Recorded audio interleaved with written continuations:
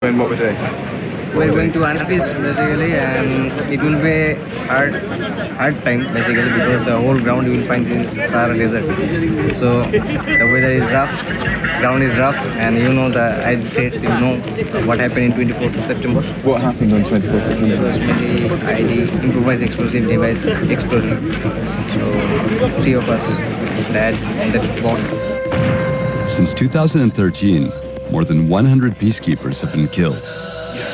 That IED was one of at least 7 other attacks in less than a year, along the same route our convoy was now planning to take.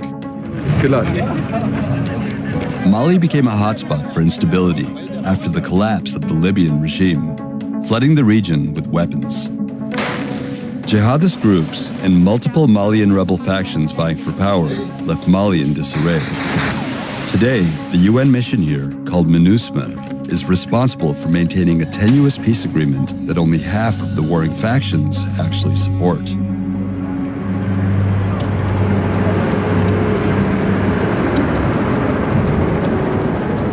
Five years into the international intervention in Mali, and the security situation is still so bad that the only way to bring vitally needed goods up to the north of the country is in convoys like this, escorted by heavily armed UN peacekeepers like these Bangladeshi troops.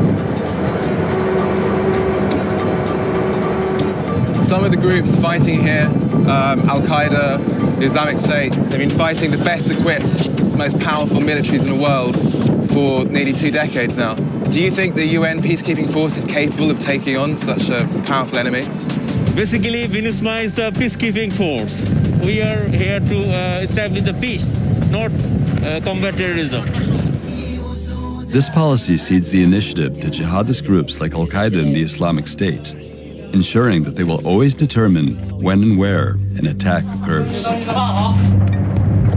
This leaves the peacekeepers operating on the front lines in a precarious position when unplanned stops occur. One of the civilian trucks we've been escorting has had a mechanical failure, so we stopped this village in the middle of the desert. The UN peacekeepers here, they're handing out supplies. These supplies are part of the UN's Hearts and Minds strategy to win over villagers and limit the insurgents' influence. Nursing doctor. And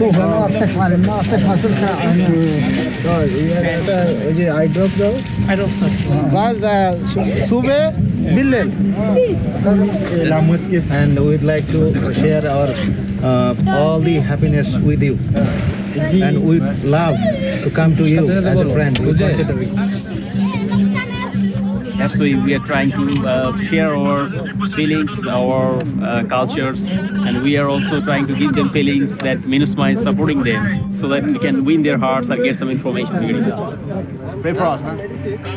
Winning the hearts and minds of these villagers is a crucial part of the peacekeeping missions. The most complex perception about peacekeeping is the following. Peacekeeping was conceived, as the name indicates, to keep the peace. And so the idea is, let's have a force of the UN, blue helmets, that is not supposed to fight. The peacekeepers were supposed to preserve the stability of a country that has reached peace. Now, the truth is that most of the peacekeeping operations today are taking place where there is no peace to keep. For outsiders, entering these unfamiliar areas can prove fatal. In October of last year, 4 US soldiers were ambushed in a local village on Mali's border with Niger. U.S. officials described a scene of confusion during that October 4th attack involving some 50 ISIS-affiliated fighters near the Mali border. The Islamic State showed off footage of the ambush, which some speculate occurred after local village elders tipped off a jihadist group to the Americans' presence. Who is in control of this area of the desert? It's no man's land. Nobody is dominating this area.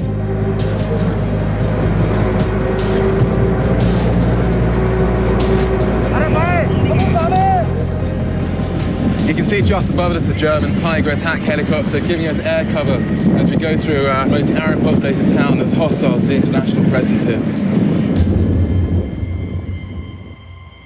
We've stopped here waiting for a civilian vehicle, one of the trucks that's broken down. That mechanical failure placed us in a region controlled by the MAA, an ethnic Arab militia accused of maintaining relationships with jihadist groups. Qu'est-ce que c'est cette drapeau? Drapeau? Ouais. MA. Le drapeau de MA. Mais ici, cet village, il est contrôlé par... MA. Ouais. Oui. Last year, despite millions in aid, reported jihadist attacks in Mali were up 500% from 2014. There's still a couple of hours of daylight left, but the Bangladeshi UN peacekeepers here are already setting up camp for the night. They're moving the civilian supply trucks into the middle and putting the armoured vehicles around them for defence during the night. The next section of the road, all the way up to Anafis, that's the most dangerous part of the journey, the most hostile local population where the UN face the most attacks. Chicken, chicken. What is this, chicken biryani? Biryani.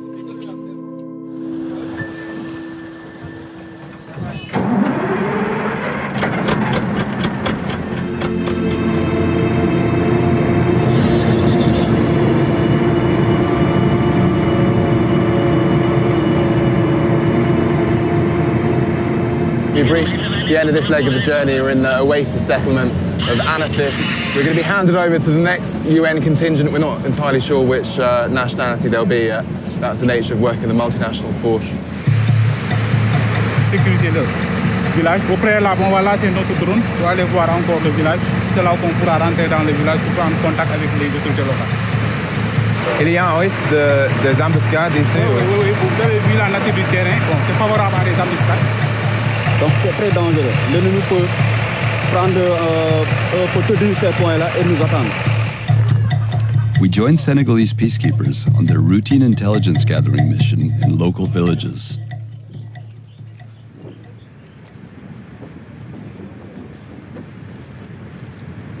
The village is entirely empty. There's no one here. Kind of weird. Viens, il n'y a personne. Ils vont venir. Viens. Appelle-le. Ils vont venir.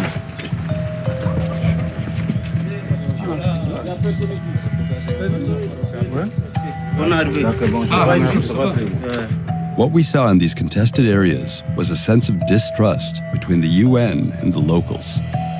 On revient encore pour s'inquiéter de la situation sécuritaire. Voilà. Tout se passe bien dans le village, vraiment. Non. Il n'y a pas eu de problème. Jamais vu ça. Les gens que vous entendez ne viennent pas ici. Ils ne viennent pas ici. And that distrust is driven in part because the locals often don't understand what the UN's role in the region is supposed to be. Chacun a peur pour sa sécurité. Mais si au moins ils savent qu'ils ne peuvent pas assurer, qu'ils accompagnent nos forces locales. Et s'ils accompagnent nos forces locales, avec l'accompagnement de la population, on pourra faire quelque chose. C'est ça, c'est très important. Nous sommes ici pour soutenir, pour appuyer. Mais la force, ici, est là pour la sécurisation. Et il faut avoir de la patience un petit peu. Parce que de jour en jour, je pense s'améliorer, mais c'est pas possible tout de suite. As the attacks continue in Mali and across the Sahel, the deteriorating security situation is leading some to call for the UN mandate to be expanded in an effort to stabilize the region. And what are the implications if the international community can't gain control of what's happening in Mali? It's not only Mali, it's Libya that is not far away. Nigeria, the Boko Haram is also not far away. If this area fails, this will have tragic consequences for the people there, but the instability and insecurity will spread.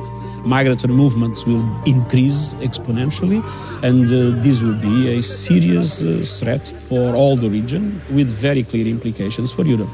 We need to understand the challenges we face are global, that no country can do it alone. If we fail to do so, I'm afraid the mess will get worse.